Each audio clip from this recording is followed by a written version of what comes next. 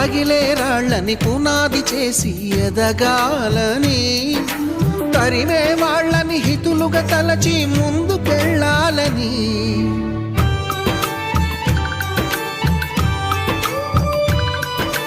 కన్నుల నీటిని కలల సాగుకై వాడుకోవాలని, కాల్చే నిప్పుని ప్రమిదగా మలచి కాంతి పంచాలని, గుండెతో ధైర్యం చెప్పెను, చూపుతో మార్గం చెప్పెను, అడుగుతో గమ్యం చెప్పెను. నేనున్నానని నేనున్నానని, నీకేం కాదని, నిన్నటి రాతని మార్చేస్తానని.